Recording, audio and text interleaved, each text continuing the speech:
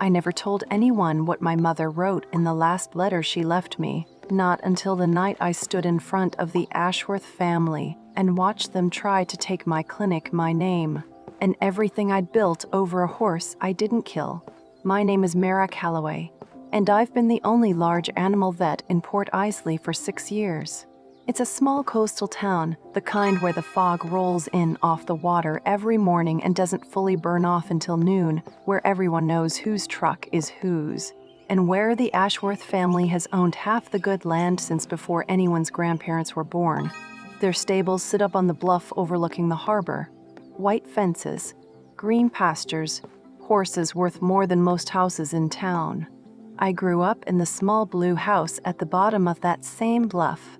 My mother, Eileen, cleaned houses for a living, including, for a few years when I was young, the Ashworth house itself.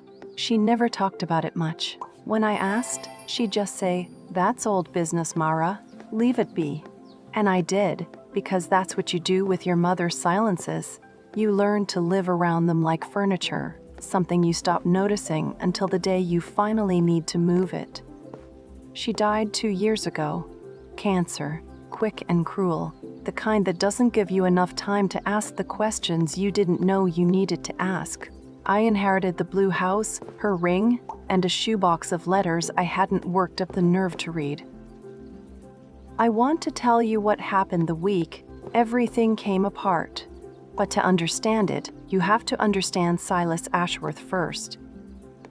And you have to understand the night Ember died, because I've replayed both more times than I can count since. Silas was the patriarch, 71 years old, silver-haired, the kind of rich that doesn't need to raise its voice to get what it wants. He'd been a client of mine since I opened the clinic, mostly because the older vet in town retired and I was frankly the only option left who could handle horses that size. We had a professional relationship. Polite. Distant. He called me Miss Calloway even after 6 years, like he was reminding both of us where I stood, and I let him, because his account alone covered almost a fifth of my clinic's income some years.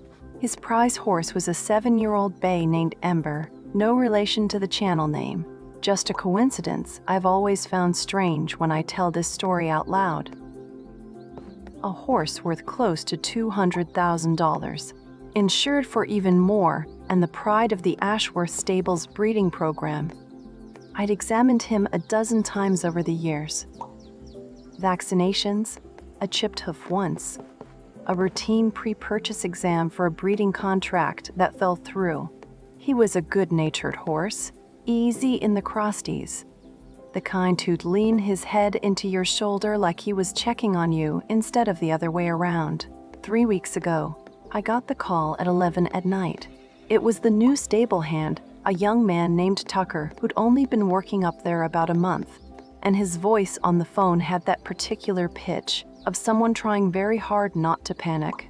Ember was down in his stall, sweating through his coat despite the cold, pawing at the ground, turning to look at his own flank the way horses do when their gut is telling them something is badly wrong. I drove up the bluff road with my headlights cutting through fog so thick I could barely see the fence line, going faster than I should have on those curves, running through the checklist in my head before I'd even parked. By the time I got there, Ember was down flat in the straw, breathing hard, and I spent the next 4 hours doing everything by the book. I sedated him enough to keep him from thrashing and hurting himself further. I passed a nasogastric tube to relieve the gas building in his stomach. I ran fluids into him as fast as I safely could, checked his gum color and capillary refill every 15 minutes, listened to gut sounds that kept going quieter instead of louder, no matter what I tried. Somewhere around 1 in the morning, when the standard protocol wasn't turning him around the way it should have, I called Dr. Reyes, a colleague 2 towns over who'd handled more complicated colic cases than I had, and I put him on speaker while I worked so he could listen to what I was hearing and second-guess every decision I made in real time. That call is recorded. I record all my consults, a habit my mother of all people drilled into me long before I had any use for it, telling me once that written down things protect you, Mara. When people decide to remember things differently than they happened.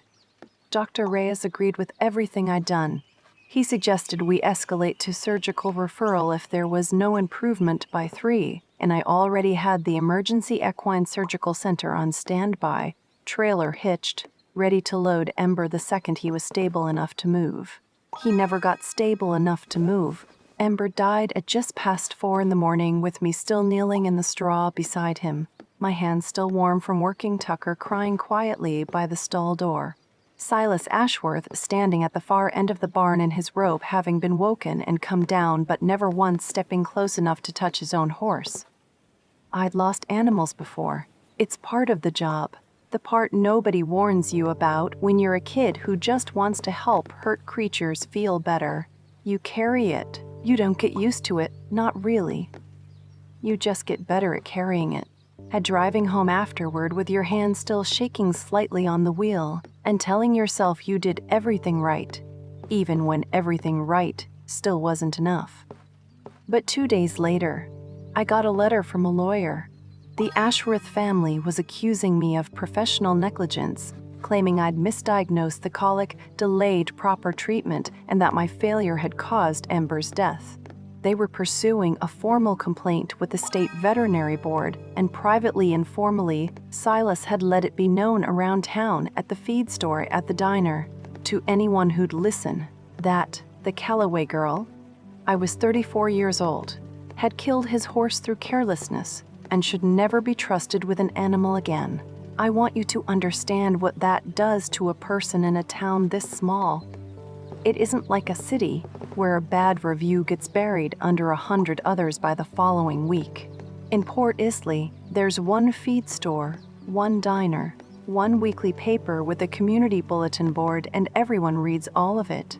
Within a week, 2 of my regular clients quietly moved their animals to a vet 40 minutes away, leaving voicemails instead of calling during office hours, the kind of message where you can hear someone being careful with their words. The feed store owner Ruth, who used to wave every morning from behind the counter and slip Danny free samples of the new dog treats, started finding reasons to be in the back room stocking shelves whenever I came in for supplies. My assistant Danny, a 19-year-old kid I'd trained myself since he was 17 and mucking stalls for extra cash, came in one Tuesday with red-rimmed eyes and admitted his own mother had asked him gently, but seriously, whether he should still be working for me, whether it might look bad on his college applications to have his name attached to a malpractice complaint. I told him it was his decision to make, and I meant it, even though the thought of losing him too sat like a stone in my chest for the rest of that day. I hadn't done anything wrong. I knew it in my bones, the way you know your own heartbeat, the way you know the sound of your own front door. But knowing something and being able to prove it in front of a state board, against a family with 3 lawyers on retainer and 70 years of local goodwill behind their name, are very different things. I'd seen what money could do to a story before, in smaller ways. A parking dispute that somehow always went the Ashworth's way. A zoning variance nobody else could get approved. This was the first time it was pointed directly at me. The hearing was set for 3 weeks out. I spent the first week in something close to shock, going through my case notes over and over at the kitchen table until the words stopped meaning anything. Timestamps, medication logs, the recording of my consult call with Dr. Reyes. All of it clean. All of it correct. All of it, I told myself, more than enough to clear my name in any fair hearing. I wasn't afraid of the facts. I was afraid of what facts mean when the person on the other side has enough money to make the story instead of just tell it, and enough patience to wait out a state board process that could drag my reputation through the mud for months, even if I won in the end. It was during that first week at almost midnight, sitting at my mother's old kitchen table because I couldn't sleep in my own apartment and had taken to driving to the Blue House most nights just to sit in a room that still smelled faintly like her, that I finally opened the shoebox I'd been avoiding for 2 years. There were maybe 30 letters in there, most of them from an aunt in Oregon who'd passed years before I was born. Recipes in my mother's looping handwriting for things like her buttermilk biscuits and a Christmas ham glaze she'd never once written down for me while she was alive, a few photographs curling at the edges. And near the bottom, folded in thirds, a letter addressed simply to me. Not mailed. Just written and kept the way you keep something you're not ready to send. It was dated the year I turned 11. The same year I realized with a cold drop in my stomach as I did the math on my fingers at that kitchen table, that my mother had stopped working for the Ashworths. I read it twice before the words settled. My mother had worked in that house for 4 years by then, and in the letter she wrote about a night, she didn't give the exact date, but the details made it easy enough to place somewhere in the winter I was 7 or 8, when she'd come in early, before dawn to start the kitchen fire, before the family woke and found young Wendell Ashworth Silas's only son home from boarding school for the holidays, sitting alone at the kitchen table, badly injured. A fall, he told her quickly, almost too quickly. From the hayloft in the old stable, the one that had been torn down and rebuilt into the current one sometime in my own childhood. But my mother didn't believe it was a fall. She wrote that Wendell had bruising along his jaw and across his ribs that didn't match any fall from a loft she'd ever seen, bruising in a pattern too deliberate, too evenly spaced. She wrote that when she asked him, gently kneeling in front of him with a warm cloth for his face, what had really happened, he went quiet and wouldn't meet her eyes, his hands twisting together in his lap like a much younger boy's.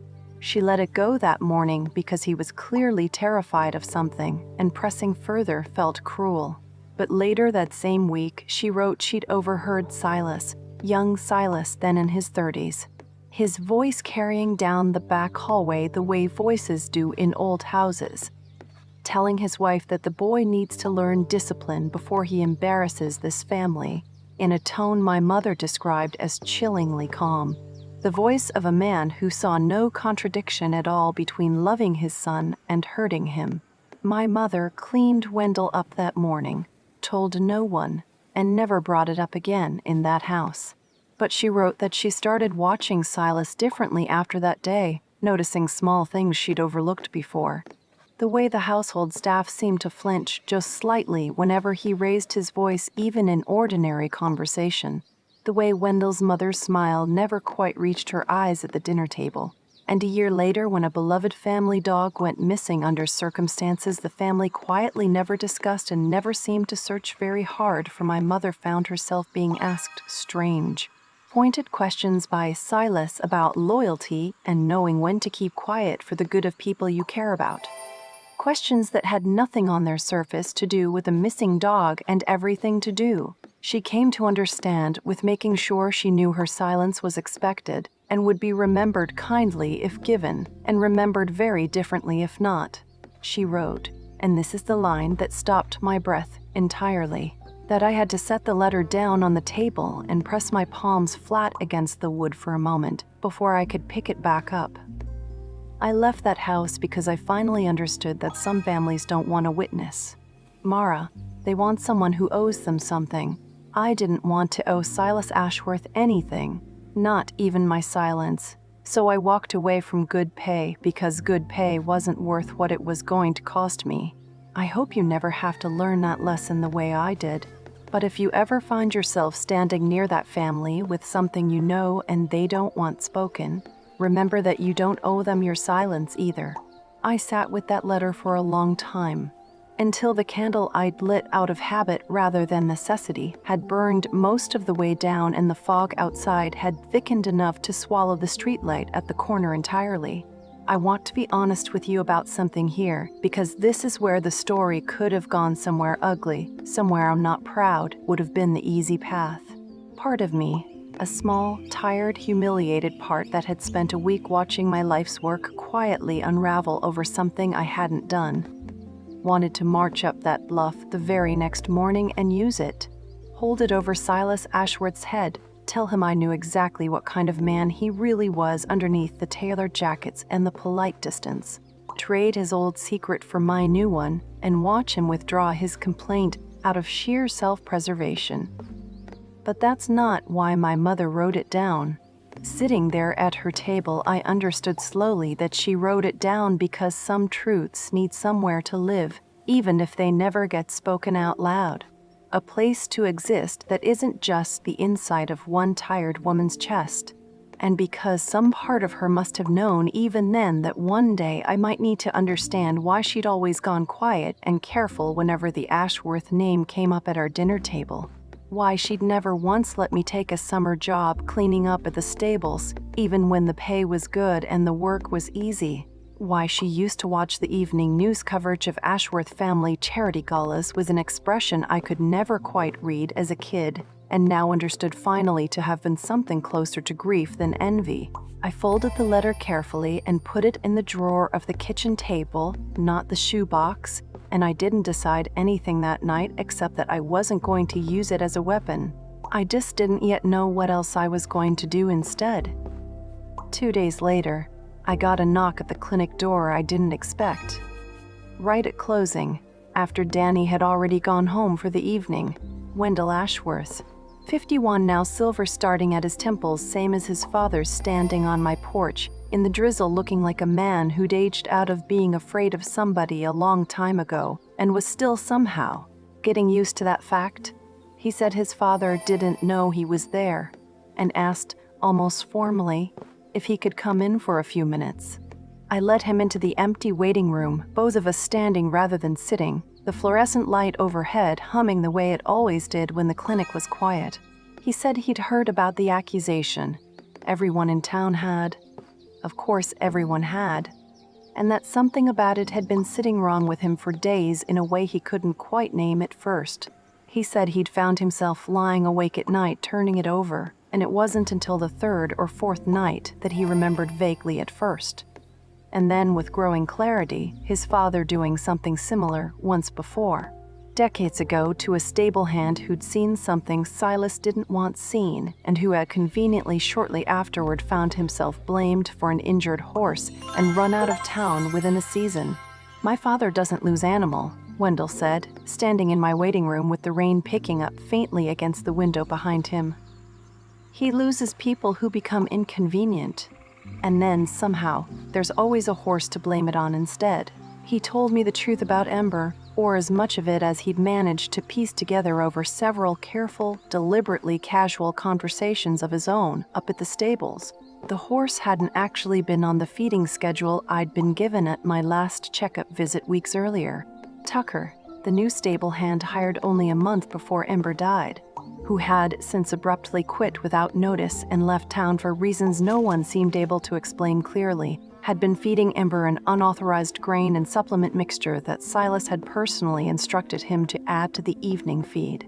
Something about getting him competition ready faster, ahead of a breeding exhibition Silas had been unusually anxious about. It was that supplement, improperly dosed and never once mentioned to me, despite my standing instructions that any dietary change be reported before I next examined the horse, that had almost certainly triggered the colic that killed him. Silas knew. Wendell was nearly certain his father had known within a day of Ember's death, maybe sooner, and rather than admit an error that would embarrass him in front of the breeding association he cared so deeply about impressing, and that would potentially complicate the insurance claim if any negligence on his own farm's part came to light during the claims investigation, he had found it far more convenient. Far more in keeping with a lifetime of habit, apparently, to let the story become about me instead. I asked Wendell quietly why he was telling me any of this, knowing exactly what it would cost him with his father if it ever got back to Silas that he'd come here. He was quiet for a long moment, looking down at his own hands the way I imagined he might have looked down at them as a frightened boy at a kitchen table decades before, because somebody did something decent for me once a long time ago and never once used it against me or my family, even though she had every reason to, and it would have cost her nothing at all to do it. He finally said, "I didn't know until very recently that it was your mother. I think I owe you the same decency she showed me. I hadn't told him about the letter still sitting in my mother's kitchen drawer. He'd found his own way to nearly the same truth arriving from the entirely opposite direction, and something about that, The fact that neither of us had needed the other's proof to already suspect the shape of it settled something in my chest that had been clenched tight for 2 weeks. The hearing, when it finally came, wasn't the courtroom drama you might be picturing. Wendell didn't stand up and denounce his father dramatically in front of the state board. That's not how these things actually go. Not in real life. And certainly not in a town this small, where people still have to see each other at the grocery store and the church potluck afterward, where a public rupture between father and son would become its own story that outlived the original one entirely. What happened instead was quieter, slower, and I think, in the end, more honest than any dramatic confrontation would have been. In the 10 days before the hearing, Wendell quietly tracked down Tucker's new address 2 states over and a private conversation. Not a subpoena, just a conversation man-to-man, with an apology attached for what the family had let happen to him too. Produced a written statement about the supplement and exactly who had instructed him to add it to the feed. My own records, time-stamped and thorough down to the minute, backed up by Dr. Reyes's recorded consult showed clearly and undeniably that I had never once been informed of any dietary change to Ember's regimen, and that everything I'd done that night matched exactly what any competent vet would have done given the information I actually had. Faced with a stable hand-signed statement, a paper trail with no gaps in it, and I have to imagine, a quiet, difficult conversation with his own son that I was never present for and never asked about. Silas Ashworth had his lawyers formally withdraw the complaint 1 week before the hearing was even scheduled to happen. Quietly. The way rich families withdraw things they'd rather nobody remembers they ever filed in the first place. A brief notice that most of the town never even saw, while the accusation itself had been loud enough to reach every corner of Port Islay within days. Silas Ashworth has not spoken to me since. Not one word. Not even a nod across the diner counter. I don't imagine he ever will, and I've made a kind of peace with that. But 2 of my former clients came back within the month a little sheepish, bringing their dogs in for checkups they didn't strictly need as a kind of unspoken apology. And Ruth at the feed store went back to waving from behind the counter and slipping Danny his free samples like nothing had happened at all. Danny's mother stopped asking him if he should still be working for me, and last week he asked, half joking, half serious, whether I'd consider writing him a recommendation letter for veterinary school when the time came. I told him I'd already started drafting it in my head. I kept my mother's letter. I didn't burn it, and I didn't use it, and I think both of those choices would have made her proud in different ways.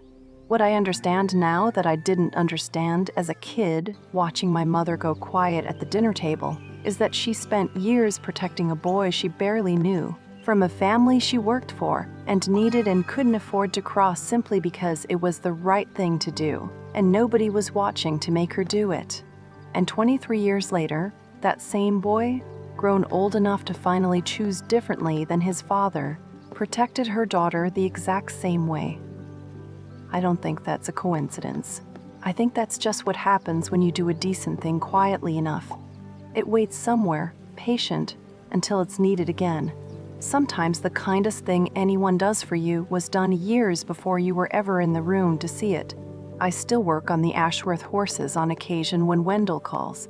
He's taken over more of the stable management from his father these days quietly. The way people take over things when the old guard finally starts to loosen its grip. We don't talk about the letter. We don't need to. Some things are understood just by the fact that 2 people are still standing in the same doorway, willing to trust each other again. If you've ever carried a secret that wasn't yours to tell, or found out that your parents were braver and more complicated than you ever gave them credit for growing up, I'd love to know in the comments. I think about my mother differently now than I did before I read that letter, and I have a feeling I'm not the only one whose parents turn out to have had a whole quiet history you never got to see. That's how it ended for me. The clinic's still standing, the fog still rolls in every morning off the harbor, and somewhere in a shoebox in my kitchen, my mother's handwriting is still teaching me things about her even now.